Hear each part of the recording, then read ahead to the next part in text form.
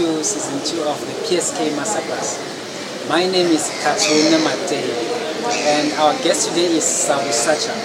Sabu Satsha is a top-known drummer all over the whole world, and all the information you need to know about him, who he has worked with, the project he's currently working on, and the things he's still to do, you can check it on the description box below. If you want to get in touch with him, to contact him on his social media networks and all those things, this information will be written at the end of this program, so make sure you watch till the end of the program. Sabu Satsha.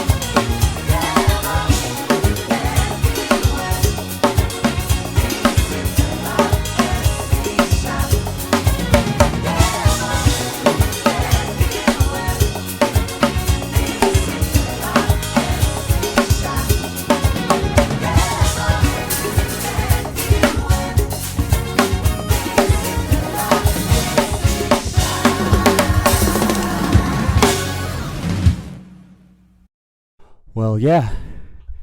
Um, Thank you for joining me for this session of PSK Masterclass. Firstly, I'd just like to say thank you to Pastor Katu for affording me the opportunity. That was just opening. I played Ngomosa by Ian and Danzi. It's on his latest record. You can catch that. And yeah. And have a listen at that. I was just having some fun with it and playing things that are in the album, things that are not in the album. So basically, Masterclass. I'm not too sure what it is entirely that I'm going to be covering, but I'll try and jump in and out of pretty much everything. Maybe just to take you through just a quick look at my setup. I'm playing DW drums, as most of you know.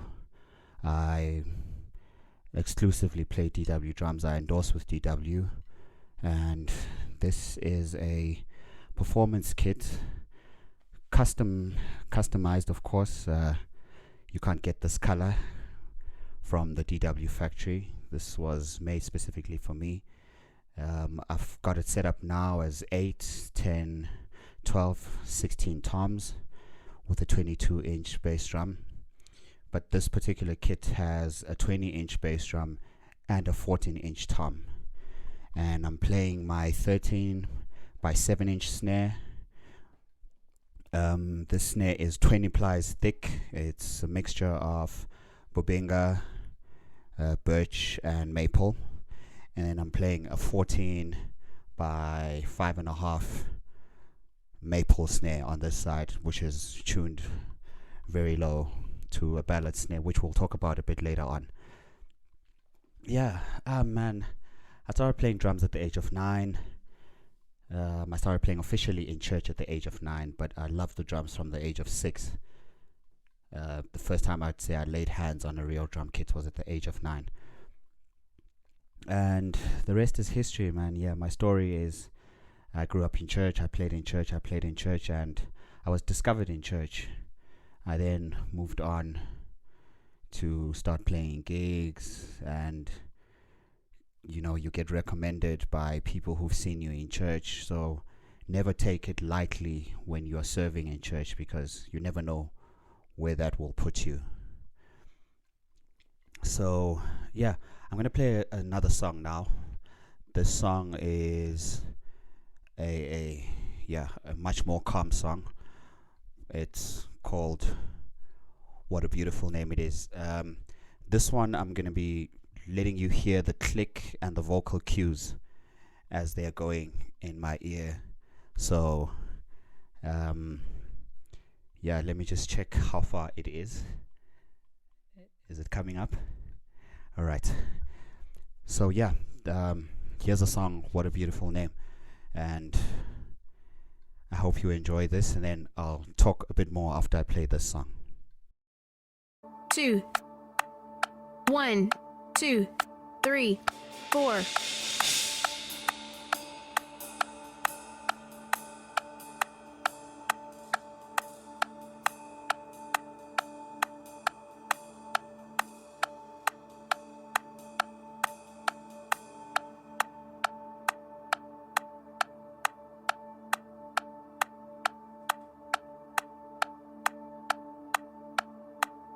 Chorus.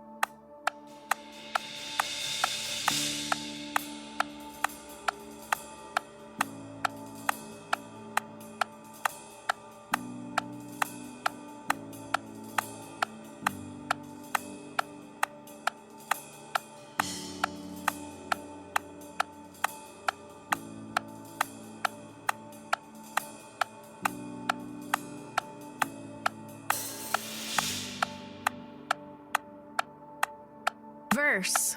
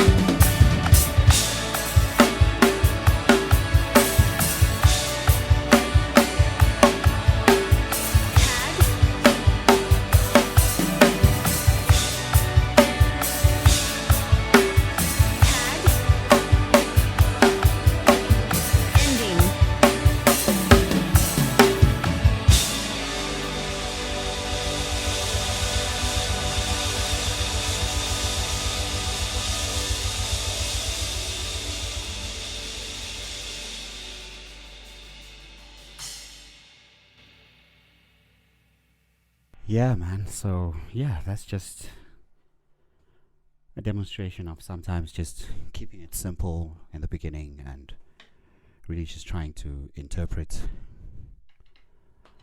how relaxed the song is and grow with the song as it grows. And also in terms of how it's important to really define patterns when you know you've decided to play a certain pattern in a certain part of a song.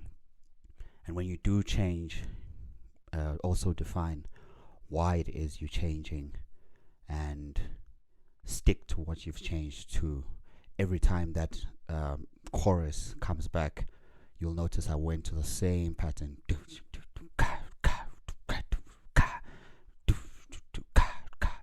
And in the beginning I did start on the ballad snare, which was a bit more laid back, relaxed, but I was playing the same thing. All I did in the bigger choruses, I just added more snare on the main fat snare, more intense snare. So I was just doubling my hits on the second beat. 1, 2, da, da, da, da, da. Sorry, on the third beat. 1, 2, 3. That's all I was doing. So it's important to really define what it is you're playing and what it is you're saying to the band every time. If you notice, we played the instrumental, then moved into the bridge section. When I started the bridge section, I sort of dropped in my intensity, laid back quite a bit. But as the bridge grew, I went and played bigger and bigger and bigger and bigger, because we're prepping for a chorus and bigger choruses that are coming back. And in the bridge second time around, because we from a chorus, there was no need to drop it down. We just kept it up there and played and played. And I just wanted you to hear the click and hear the vocal guides with me, so that you hear that what I'm doing is just always in time. I'm playing to click. It doesn't matter what I do. It doesn't matter what I'm trying to experiment with. It will always be sitting on that click. And the vocal guides, even with all the noise, it's just important to be able to hear those silent but loud voices. I say silent because they become soft in the mix while you're playing, but they're loud because they cue sections, and if you don't hear those voices, you're in trouble. Basically what I do have here is I am playing on 2 snares. The first one is my main snare, which is tuned quite high. This is just my go-to snare really for pretty much everything. And then my second snare is a ballad snare. Yes, I am of the belief that you need to have a deeper snare to tune a snare to a ballad snare. But I do get away with it on shallow snares as well, because it's just something that I've been doing for a while. Let me just play one more song. This is a pop song, so I don't play gospel only. So yeah, you probably know this song. I just want you guys to hear this vibe and hear what I'm doing in this song. This is also just another example of playing what the song needs. So watch me bring the fire, set the night light. Shoes on, get up in the morning, cup of milk, let's rock and roll. Kink out, kick the drum, rolling on like a rolling stone. Sing song when I'm walking home, jump up to the top of the brown. Ding dong, call me on my phone, nice tea, and I'll get my ping pong.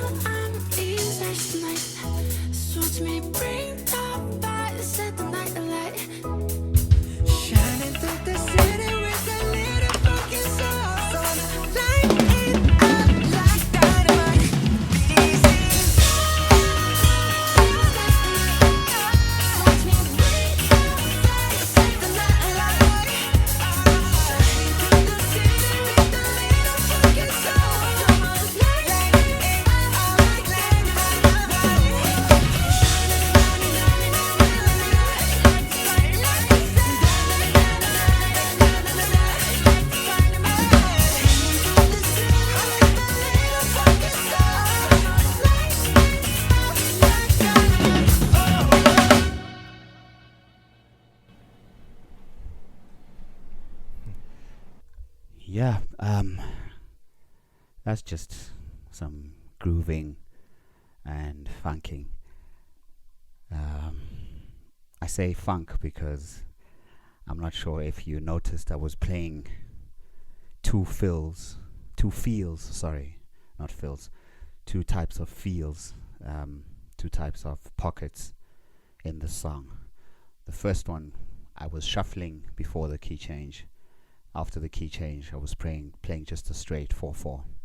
So the difference is, basically the difference is in the straight 4/4 time signature. 1, 2, 3, 4. 1, 2, 3, 4. What I was doing in the beginning was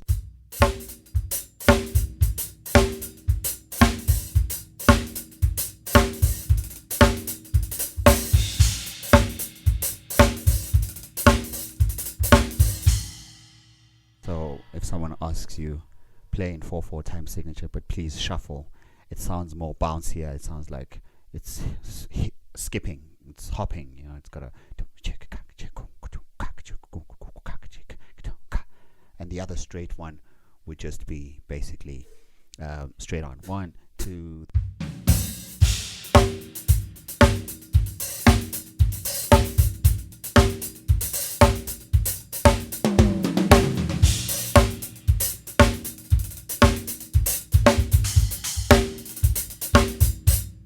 So the fun thing about that is that you can use different types of pockets or different types of feels even in your fills.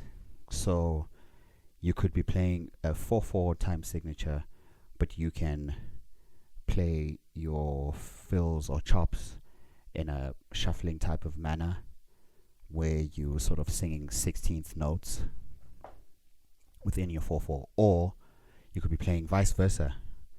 You could be playing in a shuffle and you could just fill in quarter notes, straight quarter notes. So I'll shuffle now and play a straight fill.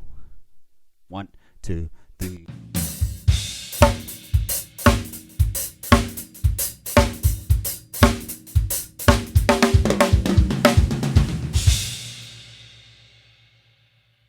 So my fill went straight into a straight time that did not shuffle as the beat was shuffling.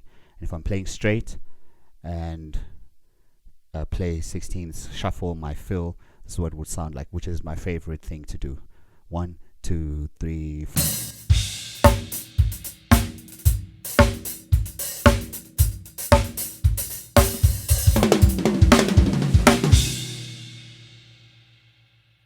So you can hear the beat was straight, but the fill was hopping.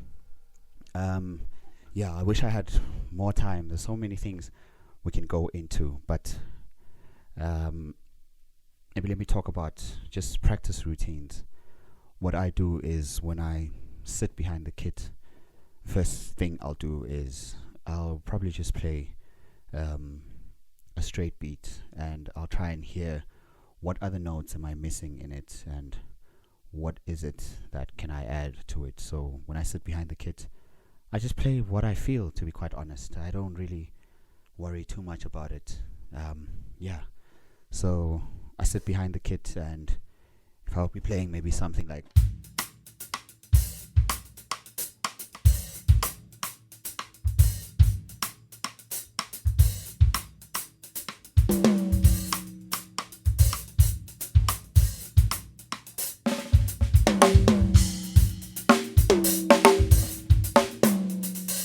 the only thing is I've got everything on click, so it would be 1, 2, 3, 4.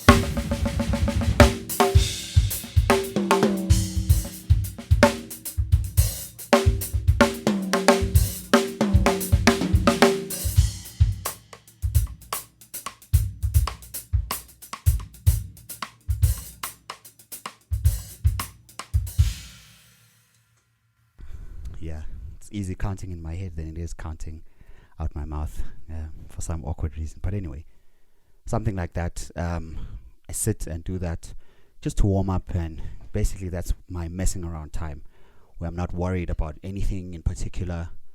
I'm not really worried about playing a fill or a certain chop. I'm just moving my hands around the kit, basically getting acquainted with how the kit is set up, and just playing everything and anything, and just getting my ear used to the sound of the cymbals. As you can probably see, I have so many cymbals set up in my kit. I love cymbals, but I love so many cymbals because they define who I am, and I think I have a very sensitive ear when it comes to cymbals, and I'd like to think I have a good ear when it comes to picking cymbals, because I'm always picking the right cymbals, and they just come through in the mix and they sing just as well. So I make sure when I choose my cymbals, I could spend a whole day just choosing one cymbal. That's the type of person I am. So this before doing any exercises, I just sit and mess around, and then I'll start doing my exercises from your single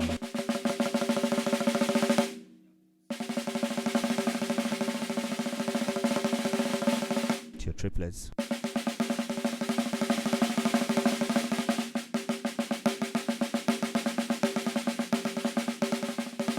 Paradiddle.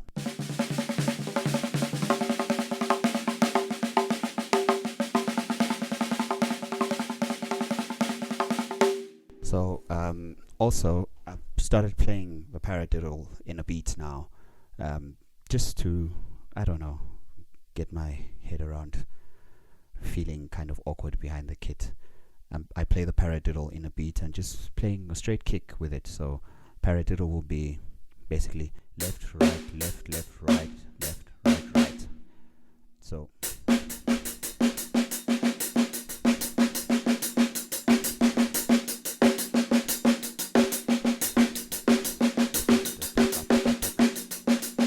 and it helps once you know what a rudiment sounds like, more than you trying to count left, right, left, left, right, left, right, right.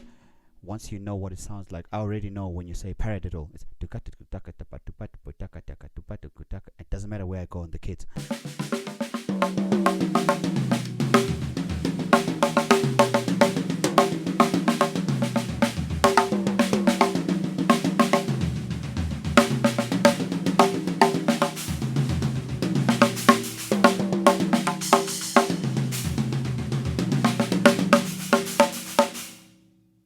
So yeah, and then I just add a kick, a simple kick.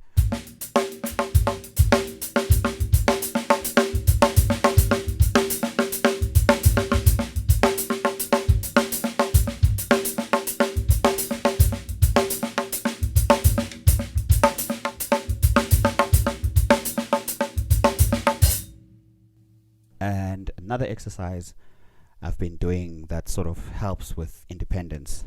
I've been doing this one for a long time and I still haven't gotten very fast on it. But I think for me, it's not about the speed, it's about the cleanliness in this particular exercise. So what I do is I count 1 to 5 and 5 back, but it's sitting in a 4/4 time signature. So basically it would be 1, 2, 3, 4.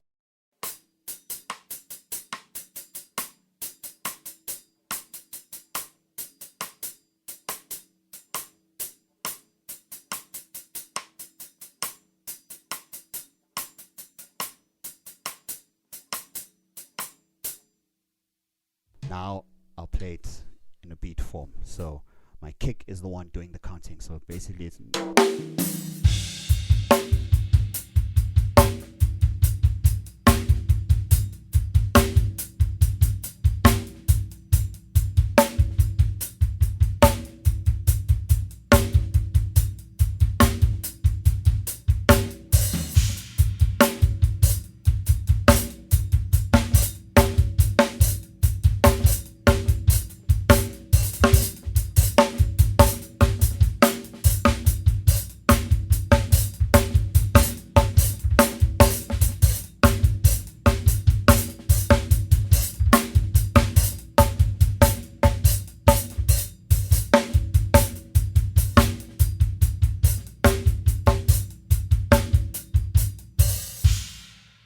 so yeah, I'm adding a bit of double kicks in between the 5 and the 5 count. Let's just make it sound interesting. But basically it's just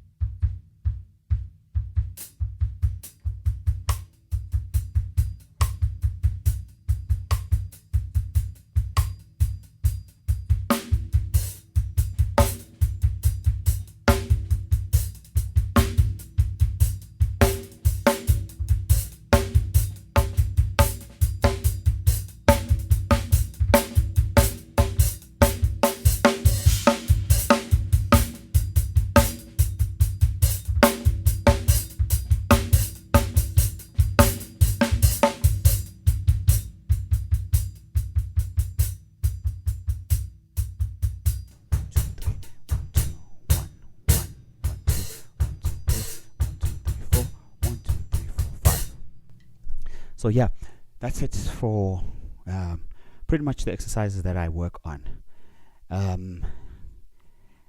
Yeah, sometimes I guess other things we can talk about in the clinic where you can ask me questions, because sometimes I think I lose people when I just go and go and go. I sort of lose people somewhere along the line. But drumming is fun. Have fun with it, and I think spend more time figuring out what your body can do, because once you find that out, it starts becoming muscle memory. You know, a lot of people would ask me, "Hey man, how do you play that fast roll?" And honestly, it's just singles. I mean,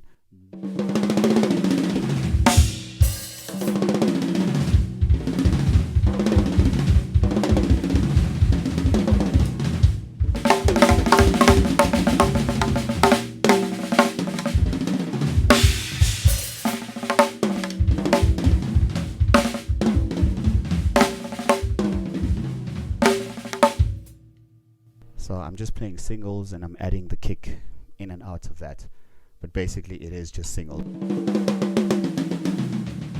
Just faster. So it's like I'm on 30-second notes. Yeah, I don't know if there's anything maybe you guys really want to see me do.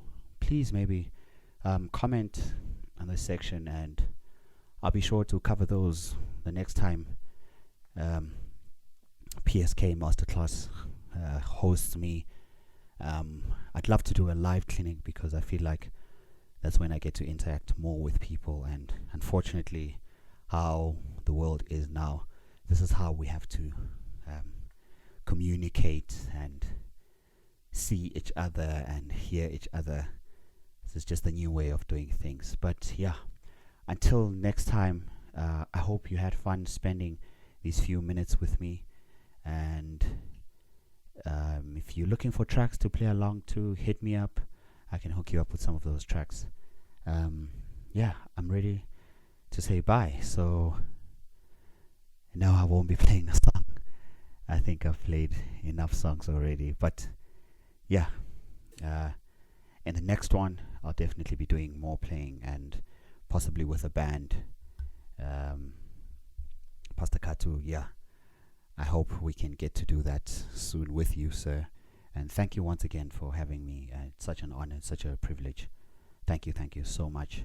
And to everyone watching, please do support this channel. There's so much more great things coming up. And do support just musicians in general. Guys, this is our bread and butter. And I think musicians as well support each other. That's the most important thing. If we support each other, then, you know, we take the world by storm. Because if we're going to wait for our governments to do something, it's unfortunate. We're going to be waiting for quite a while. On this particular one, I'd just like to say thank you as well to the Department of Sports, Arts and Culture for helping out and throwing in a hand. They've been a huge help to Pastor Katu. Sir, thank you so much even for taking the initiative to put together something like this. We do not take it lightly as musicians. And to everyone watching, thank you for your support. Please do subscribe. Please do like. Please do share to your other friends. There's definitely so much more that's coming. This is just a start, and we're giving you a taste of what we can really, really, really do when we put our minds at it. So yeah, this is season 2 of PSK Masterclass, and you were chilling with Sabu Satsha today. Peace out, everyone. Hope you had an awesome time with me.